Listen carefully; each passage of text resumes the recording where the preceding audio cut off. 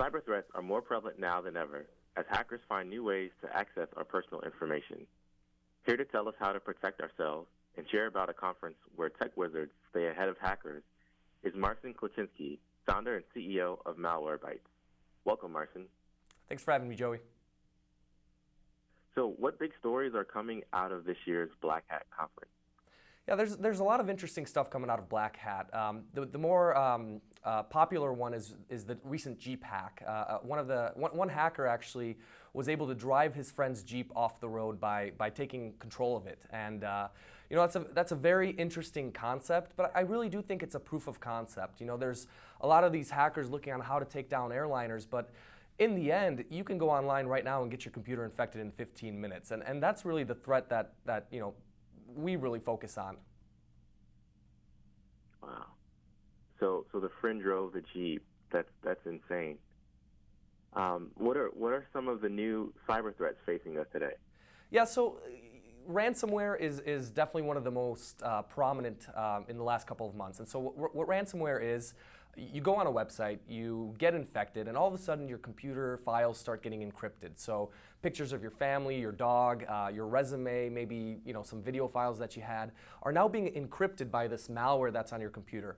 And after it's done encrypting your files, it'll tell you, pay us $250 and we'll give you all your files back. So if you don't have an online backup, it's really tempting to pay the criminal.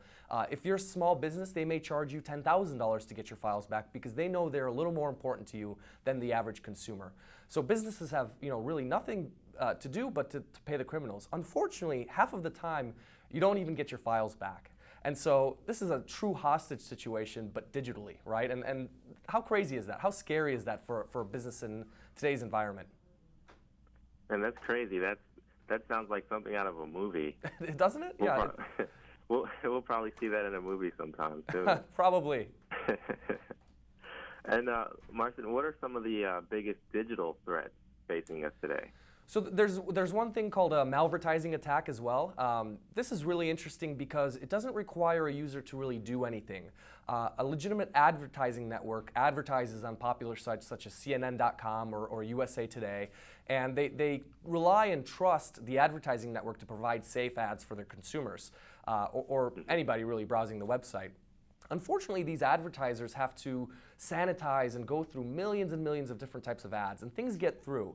So a malicious character would upload an advertisement that maybe has some bad code in it and would try to take control of a computer.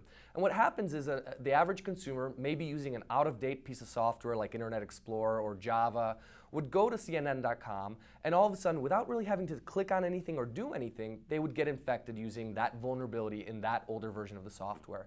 And the advertisers have to be very reactive to this, but by then, you've infected tens of millions of people. I'll give you a good example. A couple of weeks ago, actually last week, Yahoo faced a similar situation where several million people were left exposed on Yahoo's website because they weren't sanitizing certain advertising.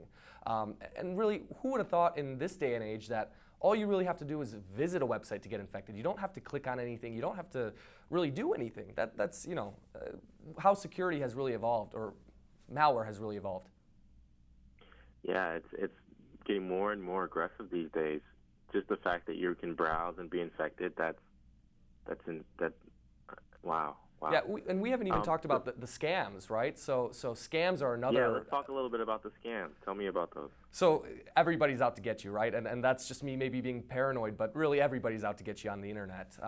We have a lot of friends and family that have called me just because I'm in the security space and told me, I got a call from a Microsoft agent, and for $300 he fixed my computer online, and nothing was wrong with their computer. This was a tech support scam. A random person called one of my friends or family and said, we've identified some bad activity coming from your computer, and we're going to fix your computer. Just pay us $300 before we get started. And they fell for it. Microsoft doesn't call you. The IRS does not call you directly, right? They mail you mail, right. And that's how you should be communicating with these agencies. So they're all out to get you. Wow. Yeah. Well, thanks for that story, and thanks for the tip for our listeners. Sure. What other steps can our listeners take to stay a step ahead of hackers without breaking the bank? Yeah. So your old clunky antivirus is no longer enough. Malware has gotten far too advanced. Just like the invention of a seatbelt to go along with an airbag, you need an advanced layer of malware protection, a zero-day layer. So a company or a product that thinks ahead of the criminals and tries to predict their behavior. Antivirus and traditional security approaches are very reactive. They have to see the viruses, they have to see the malware. An advanced layer is something that's definitely critical. Updating software in your operating system, this is something that's commonly overlooked, but having an out-of-date version of Windows, even Windows XP, is much more vulnerable than Windows 10, for example. Updating your software, your Java, your Internet Explorer, or whatever browser you may use, helps you stay protected because these vulnerabilities are constantly patched. And finally, a little bit of common sense goes a long way. You wouldn't trust your money with just any old person. Why would you trust your data or your money with any old website? Just having that common sense and really thinking, if this smells funny, maybe it is funny. I shouldn't go on this website. Will take you, pretty far. Okay. And every day there's a story about a company being hacked and putting people's sensitive information in criminal hands. What do businesses need to do to stay ahead of these types of threats? Yeah, it's a shared responsibility. It's a shared responsibility between the consumer using the website or the business and the business itself. I always tell my friends and family to never trust your data with a site that you don't need to. Dating sites. If you don't need to put certain information in there, like a social security number, don't put that information. Consider every vector, as something that could be breached or hacked. From the company perspective, they really need to beef up their security. They too need to use advanced layers and be careful with what third parties they work with and that they're trusted. I've talked to a lot of chief security officers at large enterprises just because of the nature of the business I'm in, and they have a huge shortage of cybersecurity professionals in the world today. And organizations are competing with each other and really poaching talent back and forth for just premiums at this point. Universities really need to start putting curriculums together, and they are, but it's very similar to the engineering shortage that we faced several years ago. Once the universities started putting curriculums together, the engineering talent was suddenly found, and that's the same thing that needs to happen on the security side. So where can our listeners find more information about your company? So your listeners can go to www.malwarebytes.org. We have a bunch of free products and technology that you can play around with, check if your computer's infected. We have a thought leadership blog. We write about a lot of the latest threats and what's really infecting you today. We write about stuff like what's coming out of Black Hat, the GPAC, and other proof of concepts that very experimental but could be the threat of the future. Okay. And do you have any other comments or feedback that you'd like to share with our listeners?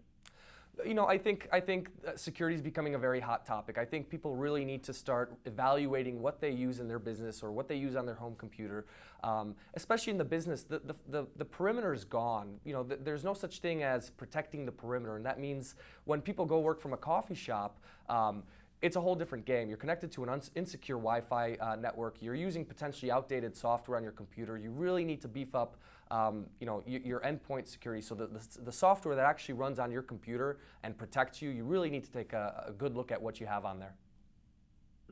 I'll definitely be sure to take a look at my software. I work out of coffee shops. So. Yeah. Marcin, this concludes our interview. Thanks for chatting with me here on Business, Life, and Coffee. Thank you, Joey. Take care.